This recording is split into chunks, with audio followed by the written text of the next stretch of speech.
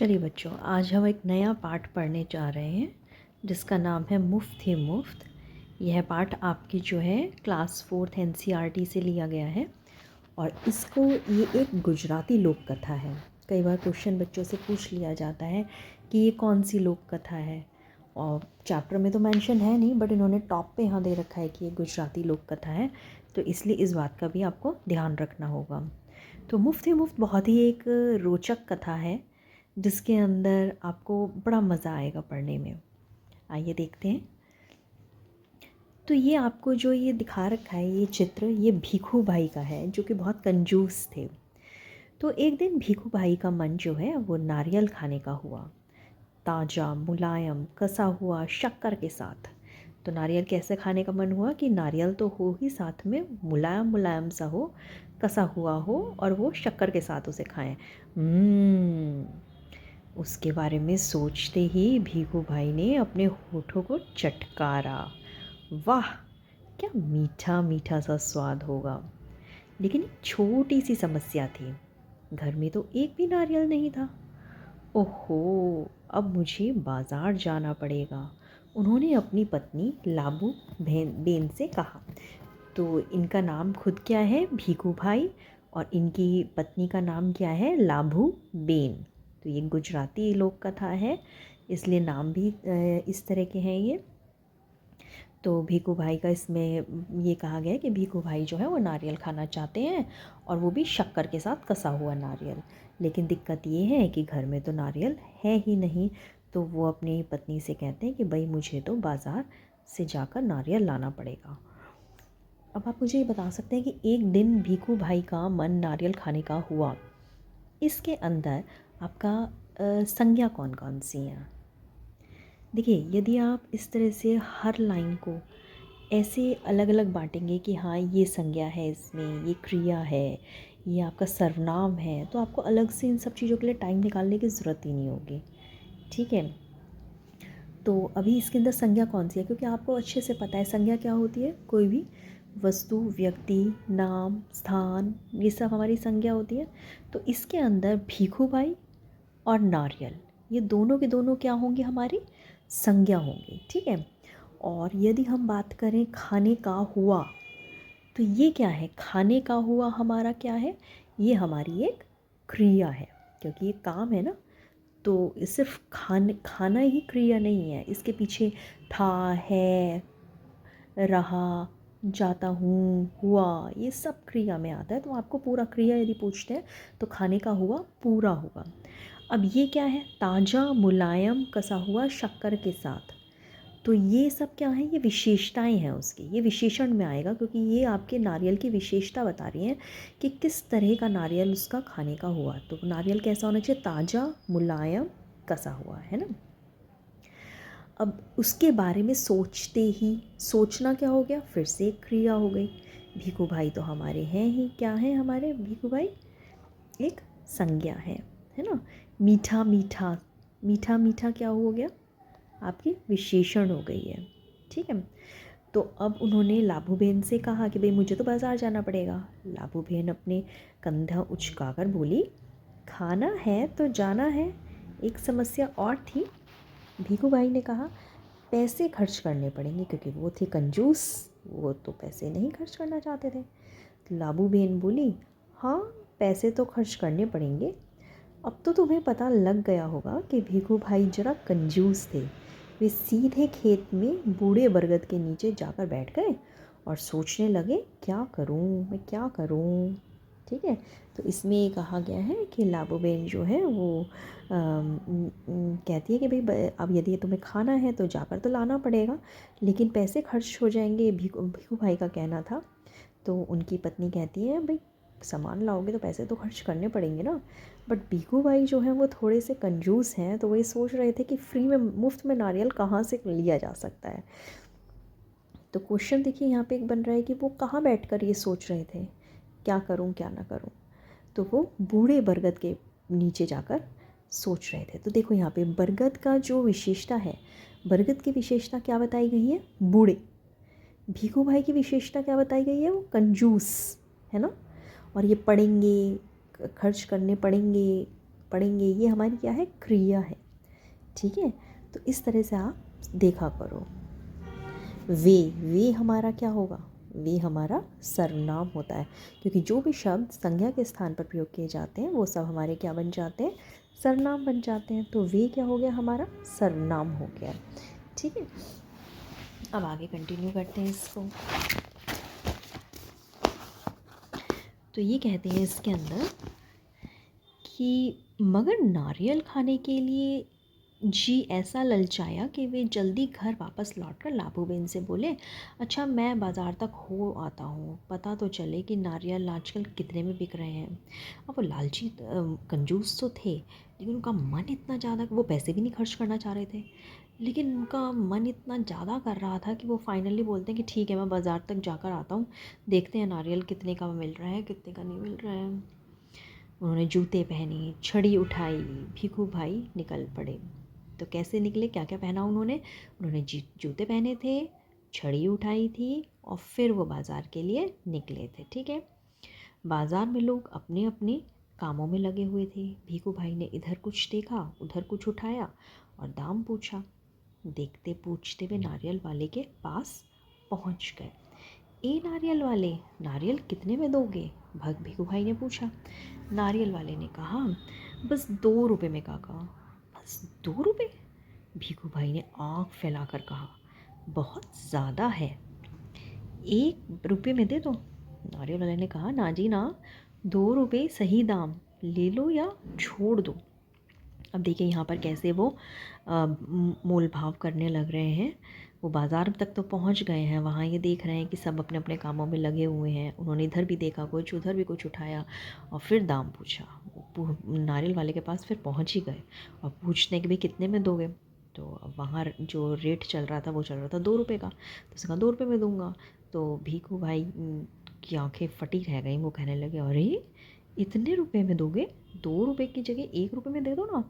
तो नारियल कहता है, नहीं जी नहीं, दाम तो बिल्कुल सही है, लेना हो तो लो और नहीं तो छोड़ दो, मत लो। ठीक है, भीखू भाई बड़बड़ाए। अच्छा तो बताओ 1 रुपये में कहाँ मिलेगा। नारियल वाले ने कहा, यहाँ से थोड़ी दूर जो मंडी है वहाँ शायद मिल जाए। सो भीखू भाई उसी तरफ चल पड़े। चलो देख लेते हैं, वे अपने आप से बोले। तो देखिए यहाँ पर उन्होंने 2 रुपये में लेना ज़रूरी नहीं समझा। उनका इतना मन था कि वो बाज़ार तक चले आए थे लेने के लिए नारियल, लेकिन उसके बावजूद भी वो 2 रुपये में नारियल नहीं ले रहे थे। उनके मन में तो था कि चल भाई 1 रुपये में नारियल मिल जाए। तो वो उससे ही पूछते हैं कि बता भाई नारियल वाले, 1 रुपये में यदि मुझे नारियल ख़रीदना है तो मुझे कहाँ तक जाना पड़ेगा, कहाँ जाके मिलेगा मुझे। तो नारियल वाला कहता है कि हो सकता है वहाँ जो थोड़ी दूर मंडी है वहाँ शायद आपको मिल जाए। तो भीखू भाई ने चलना गवारा किया, लेकिन वहाँ पे 2 रुपये देने ज़रूरी नहीं समझे। वो चल पड़े और अपने आप से बोलने लगे कि टहलने का एक मौका है और रुपए भर की बचत भी हो जाएगी। तो वो कहते हैं कि भाई टहल भी लूँगा मैं और पैसे के पैसे बच जाएंगे। खुशी से घुरघुराते भीखू भाई ने छड़ी को ज़मीन पर थपथपाया। मंडी में कोलाहल फैला था, व्यापारियों की ऊंची ऊंची आवाज़ें गूंज रही थी। तो वो धीरे धीरे जो है अपने पैसे लेकर, पैसों की बचत के बारे में सोचते हुए और अपने टहलने के बारे में सोचते हुए धीरे धीरे निकल पड़े अपनी छड़ी को थपथपाते हुए। अब मंडी में कोलाहल वर्ड बच्चों आपके लिए थोड़ा नया हो सकता है। कोलाहल होता है शोर। आपको पता है जब हम सब्जी मंडी जाते हैं या फिर इसी तरह की कोई मार्केट जाते हैं तो वहाँ बहुत ज़्यादा शोर शराबा होता है। तो उसी को कह रखा है कि मंडी में कोलाहल फैला हुआ था। व्यापारी जो हैं वो ऊंची ऊंची आवाज़ें लगा रहे थे, उनकी आवाज़ें गूंज रही थी। कैसी कैसी आवाज़ें गूंजती हैं जब हम मंडी में जाते हैं, बटाटा आलू, कांदा प्याज, गाजर गाजर गाजर, गोभी बंद गोभी। तो इस तरह की आवाज़ें गूंज रही थी कि भाई आलू ले लो, प्याज ले लो, गाजर ले लो, बंद गोभी ले लो। इस तरह की आवाज़ें गूंज रही थी। माथे का पसीना पोंछकर भीखू भाई ने इधर उधर ताका। नारियल वाले को देखकर पूछा, अरे भाई एक नारियल कितने में दोगे। तो उसने कहा, नारियल वाले ने जवाब दिया कि सिर्फ 1 रुपये में काका, जो चाहे वो ले लो। ये देखिए यहाँ पर ये पिक्चर भी दिखा रखे है कि वो उससे पूछने लग रहे हैं कि नारियल वो कितने में देगा। और ये पूरा दृश्य देखिए, ये पूरा का पूरा दृश्य आपकी मंडी का है जहाँ पर अलग अलग लोग अलग अलग सामान बेच रहे हैं, है ना। तो उसे फाइनली मिल जाता है नारियल वाला, जो कि 1 रुपये में नारियल दे रहा है। शू छे भाई, भीखू भाई ने कहा, यह क्या, मैं इतनी दूर से आया हूँ और तुम पूरा 1 रुपया मांग रहे हो। 50 पैसे काफ़ी हैं, मैं इस नारियल को लेता हूँ और तुम यह लो पकड़ो 50 पैसे। अब भीखू भाई 1 रुपया देने को भी तैयार नहीं थे। उन्हें लग रहा था जब मैं इतना पैदल चला ही हूँ तो 1 रुपये की जगह मुझे 50 पैसे में नारियल ख़रीदना चाहिए। तो 1 रुपये भी पैसे ख़रीदने को तैयार नहीं थे। अब आगे नारियल वाले ने छठ भीखू भाई से, उन्होंने यहाँ तक कि उस नारियल भी ले लिया और उसे 50 पैसे भी पकड़ा दिए। बट नारियल वाला कहाँ मानने वाला था। नारियल वाले ने झट भीखू भाई के हाथ से नारियल को छीन लिया और बोला, माफ़ करो काका, 1 रुपया या फिर कुछ नहीं। लेकिन भीखू भाई का निराश चेहरा देखकर बोला, बंदरगाह पर चले जाओ, हो सकता है वहाँ तुम्हें 50 पैसे में मिल जाए। तो अब जब भीखू भाई को नारियल वाले ने मना कर दिया कि नहीं, मैं 50 पैसे में देने वाला नहीं हूँ, यदि तुम्हें चाहिए 50 पैसे में तो तुम एक काम करो, तुम और आगे बंदरगाह है वहाँ पर चले जाओ और वहाँ से 50 पैसे में ले लो, शायद मिल जाए। वो फिर कहता है, शू छे क्या होता है, यहाँ पे हमें यूज़ कराइए शू छे। तो ये इन गुजरातियों की लैंग्वेज है। गुजराती लैंग्वेज में हम क्या बोलते हैं, शू छे को क्या है भाई, ठीक है। अब नेक्स्ट देखते हैं फिर। अब भीखू भाई जो है अपनी छड़ी से टेक लगाकर सोचने लगे, आखिर 50 पैसे तो पूरे 50 पैसे ही हैं, वैसे भी मेरी टांगों में अभी भी दम है। पैरों को घसीटते हुए भीखू भाई चलने लगे। हर 2 कदम पर रुककर जेब में से बड़ा सफ़ेद रुमाल निकाल कर वे अपना पसीना पोंछते। सागर के किनारे एक नाव वाला बैठा था, उसके सामने 2-4 नारियल पड़े थे। अरे भाई, एक नारियल कितने में दोगे, भीखू भाई ने पूछा और कहा, ये तो काफ़ी अच्छे दिखते हैं। काका, ये कोई पूछने वाली बात है, केवल 50 पैसे, नाव वाले ने कहा। अब देखिए, अब भीखू भाई वहाँ से भी निकल गए। उन्होंने वहाँ भी लेना ज़रूरी नहीं समझा 1 रुपये में नारियल। वो वहाँ से भी अपनी छड़ी हिलाते हुए आगे बढ़ गए। उन्होंने कहा 50 पैसे में ही जाके बंदरगाह से ख़रीदता हूँ, आखिर 50 पैसे बचेंगे और 50 पैसे में मेरा वो भी आ जाएगा नारियल। और अभी तो मेरी टांगें जो हैं वो दर्द भी नहीं कर रही हैं, अभी तो वो और चल सकती हैं। पैरों को घसीटते हुए भीखू भाई जो है चल पड़े। अब हर 2 कदम पर रुककर वो अब उनको पसीना आ रहा था वहाँ पे, तो बार बार वो अपने सफ़ेद रुमाल निकालते हैं और अपने मुँह को पोंछते हैं। अब सागर के किनारे एक नाव वाला बैठा था, तो वहाँ तक पहुँच गए। अब वहाँ पे उन्होंने देखा कि 2-4 नारियल पड़े थे, तो उन्होंने कहा कि भाई बता, भाई नारियल वाले कितने में देगा। तो भीखू भाई ने पूछा, ये तो दिख भी काफ़ी अच्छे रहे हैं। तो उसने कहा, काका 50 पैसे में दूंगा। अब हैरत की बात यह है कि भीखू भाई जो है वो 50 पैसे में भी लेने को तैयार नहीं थे, क्योंकि उनका ये सोचना था कि जब मैं इतना चल चुका हूँ उसके बाद भी मैं 50 रुपये पैसे में ही लेने के लिए आऊँगा। 50 पैसे, भीखू भाई मानो हैरानी से हक्के बक्के हो गए हूँ। इतनी दूर से पैदल आया हूँ, इतना थक गया हूँ, और तुम कहते हो 50 पैसे, मेरी मेहनत बेकार हो गई ना भाई ना। 50 पैसे बहुत ज़्यादा है, मैं तुम्हें 25 पैसे दे दूँगा, यह लो रख लो। ऐसा कहते हुए भीखू भाई झुककर नारियल उठाने वाले ही थे। मतलब वहाँ पे भी वो 50 पैसे देने के लिए रेडी नहीं हुए। वो उसको कितना पैसे देना चाह रहे थे, 25 पैसे, कि मैं इतनी दूर चल के आया हूँ। और उन्होंने वो उठाने ही वाले थे बस नारियल। लेकिन वो जो है नाव वाला, वो एकदम से उसने कहा कि नीचे रख दो इसको, नारियल को, मेरे साथ कोई सौदा वौदा नहीं चलेगा। थोड़ी देर बाद उसने भीखू भाई की ओर ध्यान से देखा और ज़रा ठंडे दिमाग से बोला, सस्ते में चाहिए, नारियल के बगीचे में चले जाओ, वहाँ ढेर सारे मिल जाएंगे मनपसंद दाम में। अब नाव वाले ने अपना नारियल तो नहीं दिया, लेकिन उसको भीखू भाई पर तरस आ गया और उसने कहा कि यदि तुम्हें सस्ते में नारियल चाहिए तो तुम बागीचे में चले जाओ और वहाँ से जाके अपने मनपसंद का ले लो, जो मनपसंद दाम में तुम्हें मिल जाएगा। भीखू भाई ने फिर अपने आप को समझाया इतनी दूर आया हूँ, अब बगीचे तक जाने में हर्ज ही क्या है। सच बात तो यह है कि वे काफ़ी थक चुके थे, मगर 25 पैसे बचाने के ख्याल से ही उनमें फुर्ती आ गई। भीखू भाई ने सोचा, दुगना चलना ज़्यादा चलना पड़ेगा, पर 4 आने बच भी तो जाएंगे, और फिर कोई भी चीज़ मुफ्त में कहाँ मिलती है। भीखू भाई नारियल के बगीचे में पहुंच गए। वहाँ के माली को देखकर उससे पूछा, यह नारियल कितने में बेचोगे। अब देखिए, वो जो है इतने 25 पैसे में भी लेने को तैयार नहीं थे। उनको तो मुफ्त में चाहिए था, वो उसे भी बचाने में लग रहे थे। थक तो चुके थे वो काफ़ी, पर उन्होंने सोचा कि चल थोड़ा सा और यदि मैं चल जाऊँगा तो चीज़ मुझे मुफ्त में ही मिल जाएगी। तो वो ऐसे करते सोचते सोचते नारियल के बगीचे में भी पहुंच गए। वहाँ माली को देखकर उन्होंने पूछा कि भाई बता, भाई नारियल कितने में बेचेगा। अब देखिए, ये नारियल का बगीचा है ये, और ये उससे बात करने लग रहे हैं। कितने सारे नारियल लगे हुए हैं यहाँ पर पेड़ पर, है ना। तो माली ने जवाब दिया, जो पसंद आए ले जाओ काका, बस 25 पैसे का एक, देखो कितने बड़े बड़े हैं। हे भगवान, 25 पैसे! पूरा रास्ता पैदल आने के बाद भी जूते घिस गए, पैर थक गए, और अब पैसे भी देने पड़ेंगे।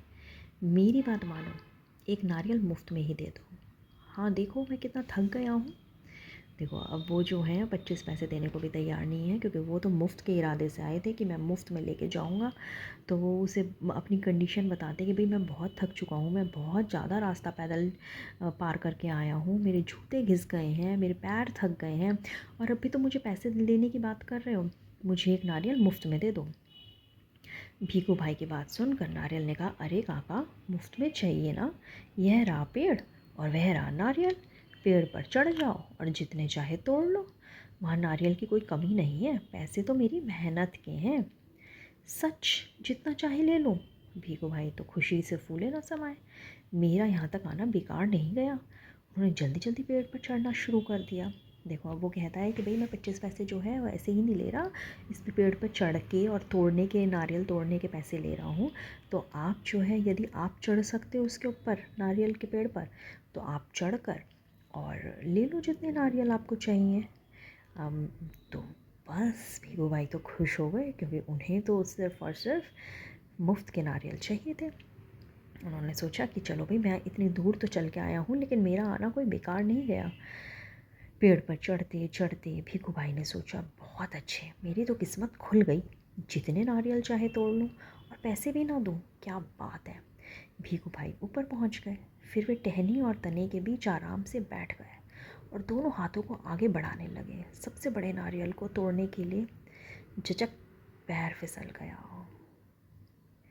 देखिए, वो खुश होकर चढ़ तो गए नारियल के पेड़ पर ये उनका रोज़ का काम थोड़ी ना था, जो उनको पता था कैसे करना है। और वो चाह रहे थे कि वो उस वाले नारियल को तोड़ें जो बहुत बड़ा हो।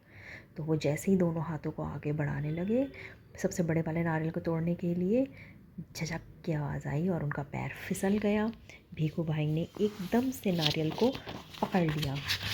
उन्हें अपने गिरने का डर नहीं था, उन्होंने जो है नारियल का डर था। उनके दोनों पैर हवा में झूलते रह गए। ओ माँ, अब मैं क्या करूँ। तो उन्होंने जो है नारियल पकड़ रखा था और वो हवा में झूल रहे थे। अब वो डर रहे हैं कि मैं करूँ तो क्या करूँ। भीखू भाई चिल्लाने लगे, अरे भाई मदद करो। उन्होंने नीचे खड़े माली से विनती करी। फिर वो उससे कहने लगे, भाई रिक्वेस्ट करने लगे कि मुझे जो है बचा लो, मेरी मदद करो, मुझे नीचे उतार लो। माली ने कहा, वो मेरा काम नहीं है काका, मैंने सिर्फ नारियल लेने की बात की थी, बाकी सब तुम्हारे और तुम्हारे नारियल के बीच का मामला है। पैसे नहीं, खरीदना नहीं, बेचना नहीं और मदद नहीं, सब कुछ मुफ्त। तो अब उसने भी मना कर दिया माली ने कि ठीक है, मैं तो नहीं मदद करूँगा, क्योंकि मैंने तो सिर्फ ये कहा था कि नारियल जाकर और अपना तोड़ लो जितने तोड़ने हैं, मदद करने के लिए थोड़ा ना कहा था। तभी ऊँट पर सवार एक आदमी वहाँ से गुजरा। अरे ओ भीखू भाई, ज़ोर ज़ोर से बुलाने लगे, ऊँट वाले, मेरे पैर वापस पेड़ पर टिका दो ना, बड़ी मेहरबानी होगी। ऊँट वाले ने सोचा, चलो मदद कर देता हूँ, मेरा क्या जाता है। ऊँट की पीठ पर खड़े होकर उसने भीखू भाई के पैरों को पकड़ लिया। तो ऊँट वाला कहता है कि चलो भाई, मदद कर देता हूँ, मेरे पे क्या फ़र्क पड़ता है। ऊँट की पीठ पर खड़े होकर उसने भीखू भाई के पैरों को पकड़ लिया। ठीक उसी समय ऊँट को हरे हरे पत्ते नजर आए। पत्ते खाने के लालच में ऊँट ने गर्दन झुकाई और अपनी जगह से हट गया। बस वह आदमी ऊँट की पीठ से फिसल गया। अपनी जान बचाने के लिए उसने भीखू भाई के पैरों को कसकर पकड़ लिया। अब दोनों क्या करते, इतने में एक घुड़सवार आया। देखिए यहाँ पर क्या मज़ेदार हादसा हुआ कि आपका भीखू भाई ने तो नारियल पकड़ ही रखा था और वो जो है हवा में झूल रहे थे। अब ऊँट वाले ने सोचा कि ठीक है, मैं इनकी मदद कर देता हूँ। तो उन्होंने क्या करा, ऊँट की पीठ पर खड़े होकर उसने भीखू भाई को के पैरों को पकड़ लिया। लेकिन उसी समय क्या हुआ, ऊँट को जो है वो हरे हरे पत्ते नज़र आ गए। वो भूखा था शायद, और पत्ते खाने के लिए उसने अपनी जैसे ही गर्दन झुकाई और वह अपनी जगह से हट गया। अब आदमी भी लटका हुआ है, ऊँट की पीठ से फिसल गया। अपनी जान बचाने के लिए उसने भीखू भाई के पैरों को कसकर पकड़ लिया। अब भीखू भाई ने नारियल को पकड़ रखा है और ऊँट वाले ने भीखू भाई के पैरों को पकड़ रखा है। दोनों लटके हुए हैं। इतने में वहाँ एक घुड़सवार आ गया। अब क्या हुआ, अरे संभालो छो, अरे संभालो सांभलो छो, अरे सांभलो छो, पेड़ से लटके दोनों पुकारने लगे, सुनो भाई कोई बचाओ बचाओ। घुड़सवार को देखकर भीखू भाई ने दुहाई दी, ओ मेरे भाई मुझे पेड़ पर वापस पहुंचा दो। 1 मिनट भी नहीं लगेगा, मैं घोड़े की पीठ पर चढ़कर इनकी मदद कर देता हूँ। यह सोचकर घुड़सवार घोड़े पर उठ खड़ा हुआ। देखिए अब वहाँ से जो है घुड़सवार जा रहा था, तो इन दोनों ने उससे मदद मांगी। तो उसने भी कहा कि ठीक है चलो मैं मदद कर देता हूँ, कितना टाइम लगना है, मैं घोड़े की पीठ पर खड़ा होऊंगा और मदद कर दूंगा। तो घुड़सवार जो है घोड़े की पीठ पर खड़ा हो गया। लेकिन कौन कहता है कि घोड़ा ऊँट से बेहतर है। हरी हरी घास देखने के बाद तो दोनों ही एक जैसे हैं। अब उसने भी, घोड़े ने भी हरी हरी घास देखी। घास के चक्कर में घोड़ा जरा आगे बढ़ा और छोड़ चला अपने मालिक को ऊँट वाले के पैरों से लटकते हुए। ओहो, अब नारियल को पकड़ रखा है भीखू भाई ने, भीखू भाई को पकड़ रखा है ऊँट वाले ने, और ऊँट वाले को पकड़ रखा है घोड़े वाले ने। 1 2 और अब तीनों के तीनों झूलते रहे नारियल के पेड़ से। काका काका कस के पकड़े रहना। हाँ, घुड़सवार ने पसीना पसीना होते हुए कहा, जब तक कोई बचाने वाला ना आए कहीं छोड़ न देना, मैं आपको 100 रुपये दूंगा। अब क्या हुआ, क्योंकि वो दोनों के दोनों तो जो है काका को पकड़े हुए थे, तो उन्होंने कहा काका से कि काका आप ना जो है नारियल को छोड़ मत देना, यदि आपने छोड़ दिया तो हम भी गिर पड़ेंगे। तो और यदि आपने नहीं छोड़ा, आपने हमें बचा लिया, तो हम जो है आपको 100 रुपये देंगे, मैं आपको 100 रुपये दूंगा। काका काका अब ऊँट वाले की बारी थी, मैं आपको 200 रुपये दूंगा, लेकिन नारियल को छोड़ना नहीं। अब एक जना 100 रुपये दे रहा है, एक जना 200 रुपये दे रहा है। 100 और 200, बाप रे बाप, 300 रुपये। भीखू भाई का सिर चकरा गया। इतना इतना सारा पैसा। खुशी से उन्होंने अपनी दोनों बाहों को फैलाया और नारियल गया हाथ से छूट। तो वो तो वैसे ही कंजूस थे, और उनको जब 300 रुपये का ऑफ़र आया तो वो बहुत ज़्यादा खुश हो गए। उनका सिर चकराने लगा कि इतने पैसे, और उन्होंने खुशी में अपनी दोनों बाहों को फैला दिया और नारियल हाथ से छूट गया। धड़ाम से तीनों ज़मीन पर गिरे, घुड़सवार, ऊँट वाला और भीखू भाई। भीखू भाई अपने आप को संभाल ही रहे थे कि बहुत बड़ा नारियल उनके सिर पर आकर फूट गया, बिल्कुल मुफ्त। तो फाइनली उनको जो है एक मुफ्त नारियल मिल ही गया। देखिए इसके जो इसे लिखा है ममता पंड्या ने, तो उन्होंने तो अपनी गुजराती लैंग्वेज में ही लिखा होगा, तो उसका जो अनुवाद करा है वो करा है, हिंदी में अनुवाद जो करा है वो करा है संध्या राव ने। तो ये दोनों चीज़ें आपको याद करनी पड़ेंगी। फिर यहाँ पे आपको कुछ क्वेश्चंस दे रखे हैं इससे रिलेटेड, और यहाँ पर जैसे जैसे पोएम ख़त्म हुई तो इन्होंने कहा क्या बढ़ा क्या घटा। जैसे जैसे कहानी ख़त्म हुई तो कहानी जैसे जैसे आगे बढ़ती है, कुछ चीज़ें बढ़ती हैं और कुछ घटती हैं।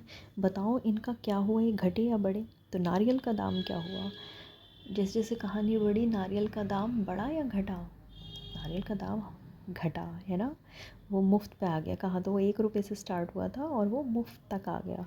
भीखू भाई का लालच, भीखू भाई का लालच बढ़ता चला गया, क्योंकि वो 2 रुपये, 2 रुपये से 1 रुपये में लेना चाह रहे थे। 1 रुपये से फिर उन्हें 50 पैसे में भी मिल रहा था, 25 में भी मिला, लेकिन वो फिर मुफ्त में लेना चाह रहे थे। रास्ते की लंबाई भी इसी के साथ बढ़ती चली गई।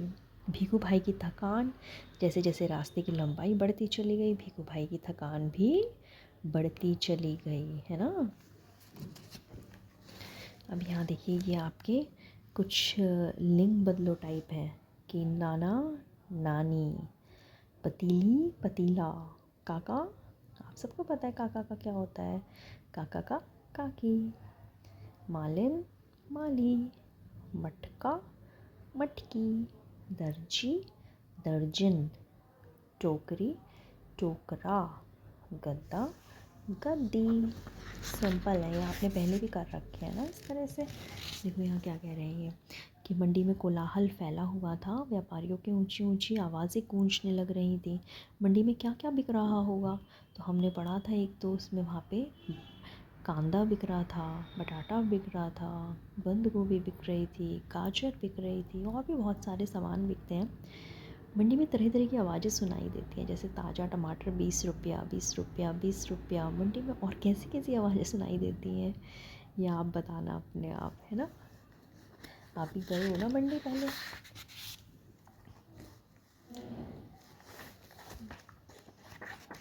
तो मुझे तो ये कहानी बहुत अच्छी लगी, बहुत अच्छी आपकी पुस्तक में दे रखी थी।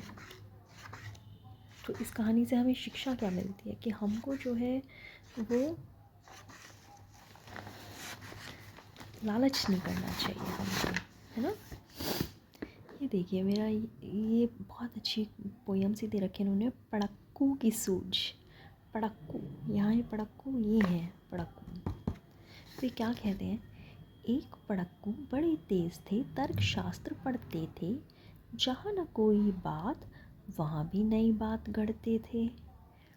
तो ये वो पड़क्कू हैं जो बहुत इंटेलिजेंट थे, जो हर बात में अपनी बात रखते थे। ठीक है, उनसे कोई पूछ रहा है नहीं पूछ रहा, वो फिर भी अपनी बात रखते थे उसमें। एक रोज वे बड़े फिक्र में, समझ नहीं कुछ पाए, बैल घूमता है कोहलू में, कैसे बिना चलाए। अब एक दिन वो सोच रहे थे, ये सोच रहे थे कि बैल जो है वो कोहलू में बिना चलाए कैसे घूम लेता है।